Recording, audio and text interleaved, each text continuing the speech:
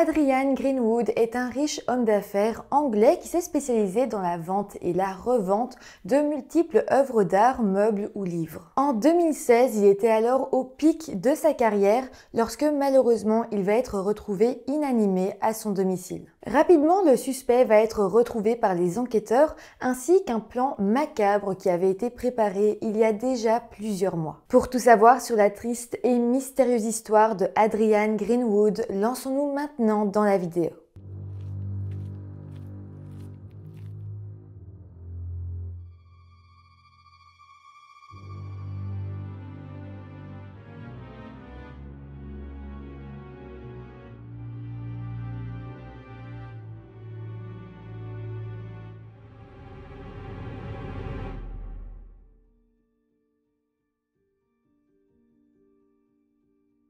Hello tout le monde, j'espère que vous allez bien. Aujourd'hui, je vous retrouve avec une histoire anglaise que je ne connaissais pas du tout. Pourtant, cette histoire a vraiment été assez médiatisée, surtout qu'elle a touché à de très grands noms en Angleterre. Vous allez voir, je ne vous en dis pas plus, mais vraiment, je trouvais cette histoire totalement dingue. Avant de commencer la vidéo, comme d'habitude, je vous rappelle de vous abonner à la chaîne si ce n'est pas encore fait. Et voilà, maintenant que tout ça est dit, lançons-nous dans la vidéo. Adrian Mark Greenwood est né au mois d'octobre 1973 dans la ville de Horsham en Angleterre. Sa mère était dentiste et son père, Jeremy Greenwood, était un historien, conférencier et chercheur qui a d'ailleurs écrit plusieurs livres. Adrian a alors grandi dans une famille d'intellectuels et a très vite été lui aussi passionné par l'histoire. Il a alors eu une scolarité assez brillante, puis après plusieurs écoles préparatoires, il est allé étudier la philosophie, la politique et l'économie à l'université d'Oxford. Après ça, il s'est lancé dans un master en administration des affaires dans l'Imperial College de Londres. Une fois diplômé, on aurait pu imaginer qu'Adrian allait avoir un prestigieux travail où il allait gagner énormément d'argent parce que quand même, il avait fait des études assez conséquentes, mais en fait, pas du tout. Et d'ailleurs, il va pas vraiment se trouver un travail très classique. À la place, il s'est en fait mis à acheter de anciens objets perdus qui appartenaient au chemin de fer britannique, comme des parapluies, des téléphones portables, des vieux manteaux et même des vieilles poussettes. Une fois achetés, il les revendait alors dans des vides-greniers autour de Londres et puis il s'est ensuite mis à acheter des meubles anciens. Mais bon, malheureusement, il va rapidement se rendre compte que ce travail ne lui ramenait pas assez d'argent et Adrian dira même « Le problème, c'est que je n'étais pas très doué pour ça. Et après quelques années, les choses sont devenues assez désespérées. Pour joindre les deux bouts, j'ai livré des copies des pages jaunes. À un moment donné, j'ai postulé pour un emploi de porteur de cercueil. » Donc voilà, autant vous dire que tout ça ne menait nulle part et c'est assez dingue de se dire qu'il postulait pour de petits emplois où on n'a pas spécialement de diplôme alors que sincèrement, il avait un master des plus grandes écoles. Donc c'est assez dingue, on aurait dit qu'il n'avait pas spécialement envie de poursuivre là-dedans. C'est finalement en 1998, à l'âge de 25 ans, qu'Adrian va décider d'écrire un article et de l'envoyer au magazine Antique Bulletin et il sera alors publié pour la première fois. À partir de là, il va commencer à écrire pour la plupart des magazines britanniques d'antiquités et d'objets de collection, ainsi que pour plusieurs revues de design d'intérieur. À partir de 2000, Adrian a commencé à vendre des livres en ligne. Alors aujourd'hui, ça paraît rien, mais il faut savoir qu'à l'époque, c'était l'un des précurseurs du commerce de livres de seconde main sur Internet. Adrian dira d'ailleurs « J'ai eu de la chance d'avoir saisi le bon moment. Vous pouviez aller à une vente de livres aux enchères et acheter un coffre de livres pour 10 livres sterling, puis les mettre en vente pour 10 livres sterling chacun. Le problème, c'est que je me suis retrouvée avec 5 garages remplis de 25 000 livres. Alors j'ai commencé à acheter de manière plus sélective et à vendre des titres rares et anciens. » Après son succès avec les livres, Adrian a alors commencé à acheter des œuvres d'art. Les plus connues étaient celles de Banksy, donc l'artiste de rue londonien, mais il achetait aussi des œuvres à pas mal d'autres artistes, puis les revendait notamment à la British Library et au Getty Museum. En tout cas, suite à tout ça, Adrian est devenu un riche homme d'affaires. En 2016, il était alors âgé de 42 ans et vivait dans un grand manoir de 4 étages à Oxford. Mais voilà, le jeudi 7 avril 2016 à 14h58, alors que sa femme de ménage se rendait à son manoir, elle va faire la macabre découverte du corps inanimé d'Adrian étendu dans le couloir du manoir et il gisait dans une mare de sang. Elle va alors immédiatement appeler les secours qui malheureusement déclareront qu'Adrian était décédé. Le corps d'Adrian sera alors envoyé auprès d'un médecin légiste qui déterminera qu'il avait reçu 33 coups de couteau dans le dos, la poitrine et le cou. Il avait aussi reçu un coup de couteau dans le bras droit et le coup avait été si fort que son bras s'était cassé au même moment. De plus, on va retrouver pas mal de blessures défensives sur les mains et sur les bras d'Adrian qui prouvaient qu'il avait vraiment essayé de lutter avec son agresseur. Alors, au niveau de l'enquête, les policiers arriveront rapidement sur la scène de crime et ils détermineront immédiatement qu'ils étaient face à un homicide. Surtout qu'ils retrouveront à l'endroit où le corps d'Adrian avait été retrouvé le manche d'un couteau, donc sans la lame. Ça voulait donc dire que les coups avaient été si forts qu'ils avaient séparé la lame du manche. Évidemment, la première chose que les enquêteurs feront sera de consulter les vidéos des caméras de surveillance disposées à l'entrée de chez Adrian. Ils vont alors observer que la veille, donc le mercredi 6 avril à 10h45, un homme était venu rendre visite à Adrian. Les deux hommes semblaient se connaître et Adrian l'avait laissé rentrer chez lui. Par contre, il n'y avait pas de caméra à l'intérieur du manoir, donc on ne sait pas ce que les deux hommes ont fait à l'intérieur. Par contre, les caméras de surveillance à l'extérieur vont montrer que ce visiteur était reparti de chez Adrian à 12h55.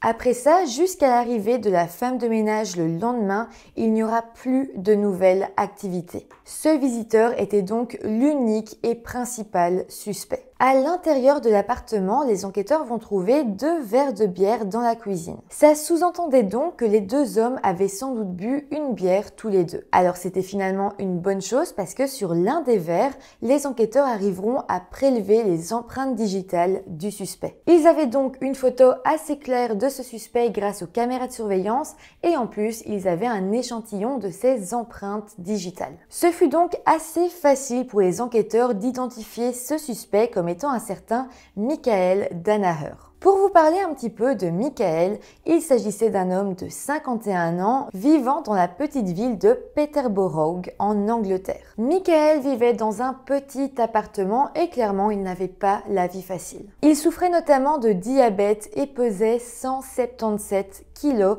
donc il souffrait clairement d'obésité morbide. Avant ça, Michael avait eu 2 garçons avec son ex-femme qui s'appelle Hélène. Hélène avait d'ailleurs fini par rompre avec lui en 2012 au bout de 7 ans de mariage en emmenant avec elle ses 2 enfants. En fait, Hélène ne supportait plus le comportement de Michael qui, selon elle, était toujours d'une horrible humeur, se mettant en colère en permanence pour pas grand-chose. D'ailleurs, selon Hélène, Michael devait souffrir probablement de problèmes de santé mentale non traités qui semblaient être survenus à la mort de ses parents dans les années 90. Hélène a d'ailleurs déclaré « Il commençait à tomber malade mentalement et cela s'aggravait progressivement. Il ne l'a probablement pas vu lui-même, mais s'il l'a vu, il a refusé de le reconnaître. » En tout cas, en 2012, au moment du divorce, la maison de l'ex-couple a été vendue. C'était donc avec l'argent de cette maison que Michael s'était acheté son petit appartement dans la ville de Peterborough. Evelyn avait d'ailleurs emménagé assez proche et donc Michael continuait à entretenir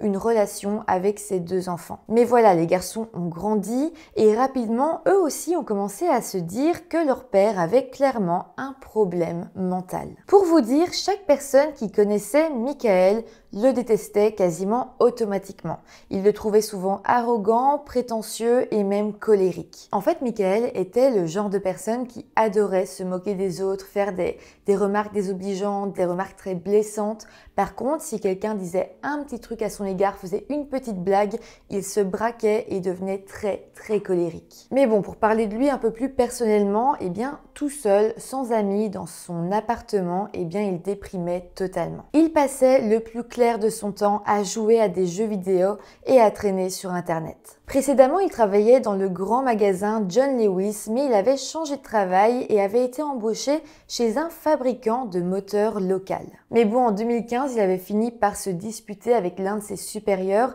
et s'était alors retrouvé au chômage. Au moment des faits, ça faisait donc 1 an que Michael avait perdu son travail et donc il n'avait quasiment plus d'argent. Pourtant, il essayait quand même de se faire un peu d'argent en achetant des objets sur eBay et il essayait de les revendre pour plus cher. Aussi, il faut savoir qu'à la fin de l'année 2015, Michael avait déjà des difficultés financières qui étaient bel et bien présentes. Malheureusement, il avait perdu encore plus d'argent en tombant dans une fraude à l'investissement. Il avait alors, au moment des faits, plus de 13 000 livres sterling de dettes et il était totalement désespéré. Donc voilà, pour en revenir aux enquêteurs, en découvrant tout son passé, ils vont être de plus en plus sûrs qu'il était bel et bien l'agresseur d'Adrian. Ils ont alors géolocalisé son téléphone, ce qui les a immédiatement menés à son appartement, donc dans la ville de Peterborough. Michael Danaher a alors été placé en garde à vue à 23 h le 10 avril pour suspicion de meurtre. Mais voilà, Michael, souffrant de diabète, a expliqué qu'il était malade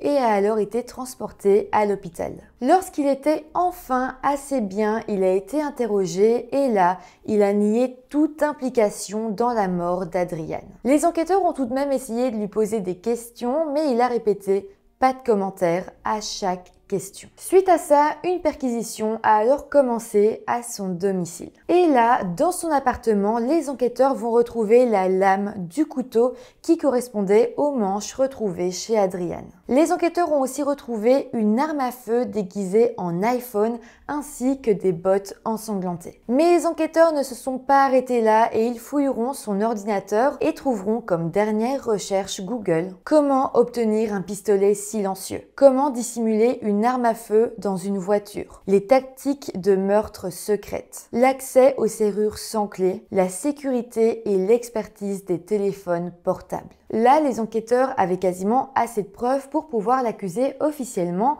mais ils ont fouillé encore plus loin dans son ordinateur et là, ils vont faire une autre très grosse découverte. Ils vont en fait tomber sur un document Excel très troublant et même très incriminant. On apprend que fin de l'année 2015, au moment où il venait de se faire arnaquer sur Internet, où il n'avait plus du tout d'argent, Michael a commencé à chercher après un moyen pour trouver de l'argent très facilement. Il faut se dire qu'il était totalement désespéré, qu'il était seul chez lui, qu'il n'avait personne à qui parler et ses pensées tournaient en boucle dans sa tête. Il passait alors ses journées à essayer de trouver le plan parfait pour essayer de gagner des milliers de livres sterling. Il a alors créé un document Excel qui s'appelle Entreprise où il était répertorié des noms de personnes riches et célèbres qui pourraient faire la cible de vol. Il y avait alors répertorié le prénom et le nom de ces personnes, leur adresse, la manière dont il allait les cambrioler,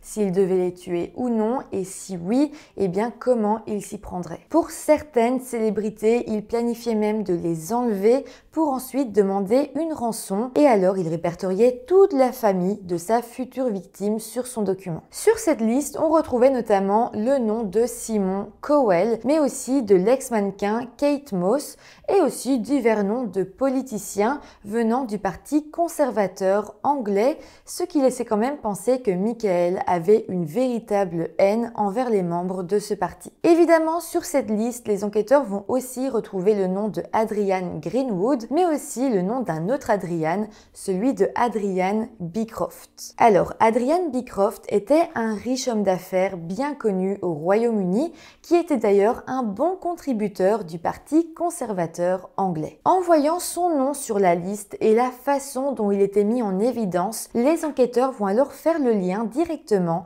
avec un événement qui était survenu un petit peu plus tôt. En fait, le 22 mars 2016, donc quelques jours, 2 semaines peut-être avant la mort d'Adrian Greenwood, la femme de Adrian Beecroft avait été surprise à son domicile par un livreur qui disait faire une livraison pour la fille du couple Beecroft. Mais voilà, la femme avait immédiatement trouvé ce livreur assez étrange et avait décidé d'appeler la police. Au même moment, ce livreur était alors parti en courant. L'histoire n'avait jamais été plus loin, mais lorsque le nom d'Adrian Beecroft avait été retrouvé dans ce fichier Excel, les enquêteurs ont évidemment fait le lien et la femme de Monsieur Beecroft va alors immédiatement reconnaître Michael comme étant ce livreur livreur suspect. On comprend donc ici que Adrian Greenwood était la première victime de Michael, mais que par contre Michael n'en était pas à son coup d'essai. Les enquêteurs vont alors continuer leur enquête et ils vont essayer de trouver un lien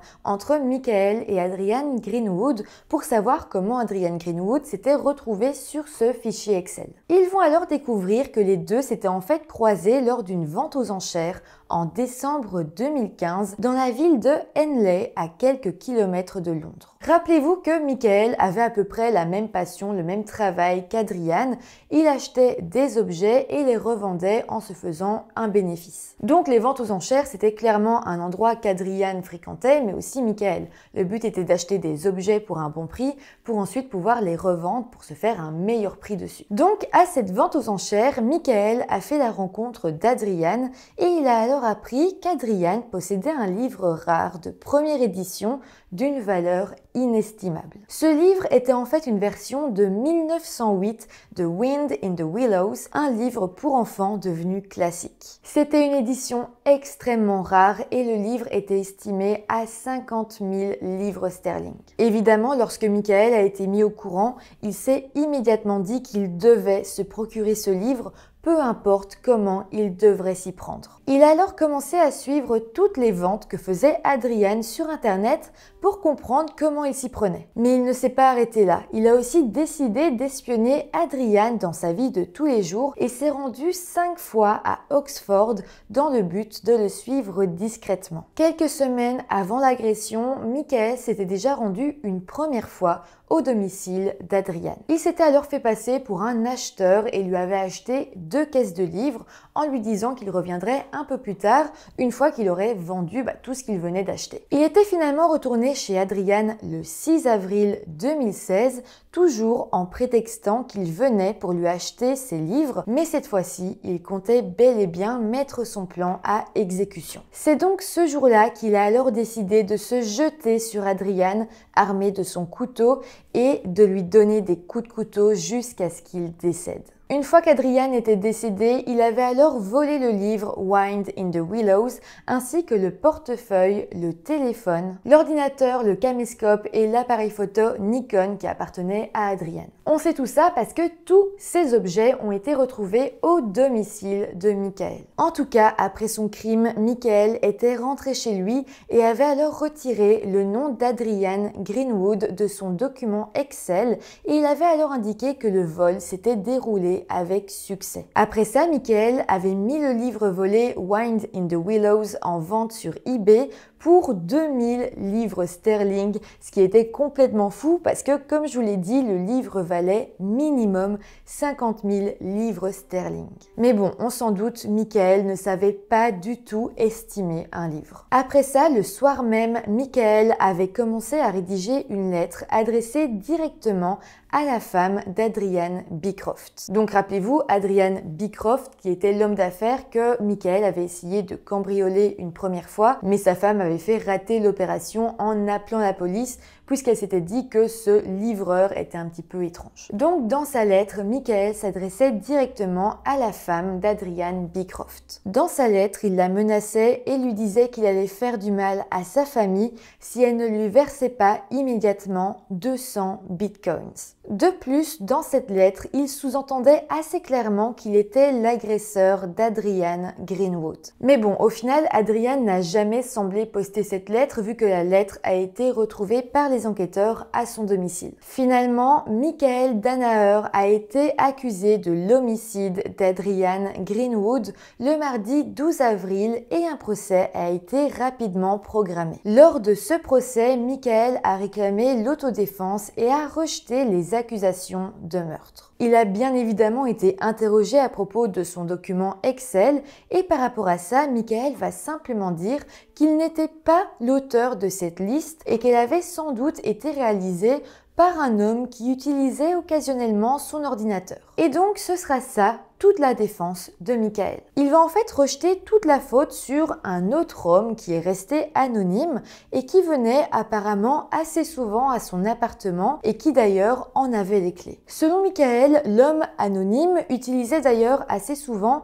son téléphone portable et son ordinateur, que ce soit pendant la journée ou même pendant la nuit. Aussi, selon Michael, cet homme utilisait assez souvent sa voiture, ce qui explique pourquoi la voiture de Michael a été vue justement par les caméras de surveillance sur les lieux du crime. Michael dira aussi que chaque recherche internet effectuée sur son ordinateur et chaque preuve matérielle retrouvée à son domicile, comme la lame de couteau, le fusil camouflé ou même les bottes ensanglantées, était l'œuvre de cet inconnu qui venait donc chez lui comme il le voulait. Mais bon, bizarrement, Michael va refuser de donner l'identité de cet homme et dira que s'il le faisait, eh bien il ferait face à des représailles. Par contre, il dira que cet homme inconnu lui avait fait des aveux et lui avait expliqué comment et pourquoi il avait tué Adrian Greenwood. Alors, selon Michael, à la base, il devait bel et bien se rendre chez Adrian Greenwood pour aller chercher d'autres caisses de livres pour les revendre. Mais ce jour-là, il n'aurait pas été en mesure de se rendre chez Adrian comme prévu pour aller chercher ses livres, alors ce mystérieux homme inconnu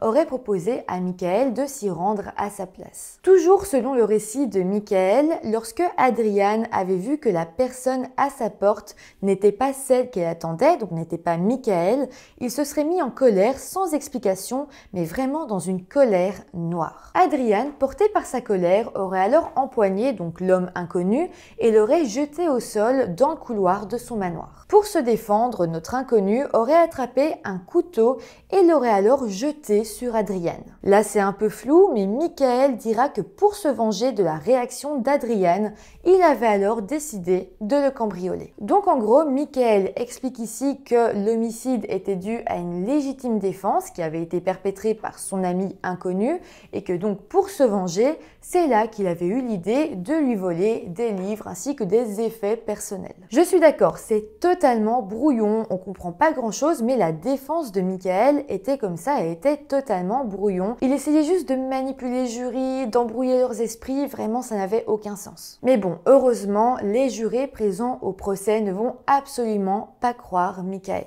Le procès va tout de même durer 3 semaines, mais au final, il y avait beaucoup trop de preuves à l'encontre de Michael et aucune trace de ce mystérieux inconnu. En plus, il avait été très facile pour les enquêteurs de comprendre toute l'histoire, donc clairement, Michael ne pouvait pas s'en sortir. De plus, je ne vous l'avais pas encore dit, mais c'est totalement dingue, mais les enquêteurs vont fouiller le téléphone de Michael et là, ils vont trouver un selfie qu'il avait pris lui-même juste après le meurtre et on voyait clairement sur la photo ces quelques égratignures dues à la lutte. Ce selfie, il l'avait alors gardé dans son téléphone tel une sorte de trophée, mais évidemment pour les enquêteurs, il s'agissait de l'une de leurs meilleures preuves. Le 24 octobre 2016, Michael Danaher a alors été condamné à la prison à perpétuité avec un minimum obligatoire de 34 ans de prison. Après son verdict, le juge a d'ailleurs déclaré « Malgré le fait qu'à 50 ans, vous n'avez aucune condamnation, avertissement, aucune sorte de précédent, il est clair qu'au cours de l'année 2015, vous avez dressé cette liste probablement pour voler ou cambrioler des gens ou peut-être kidnapper des gens et les tenir en rançon afin de gagner de l'argent. » L'enquêteur en chef de l'affaire s'exprimera lui aussi et dira « Nous sommes ravis que le jury ait vu à travers les mensonges, l'autopitié et l'arrogance de Michael Danaher et les faits reconnus coupables du meurtre d'Adrian Greenwood. » Et voilà, c'est comme ça que se termine cette histoire. Aujourd'hui, eh bien, Michael est toujours en prison. Je ne pense pas qu'il va en sortir un jour, il est en très mauvaise santé et il est quand même pas très jeune, donc je pense qu'il y restera pour la fin de sa vie. En tout cas, n'hésitez pas à me dire en commentaire ce que vous avez pensé de cette histoire. N'hésitez pas à mettre des petits pouces en l'air si l'histoire vous a intéressé. Et sinon, moi je vous dis à très bientôt pour une nouvelle vidéo. Bye!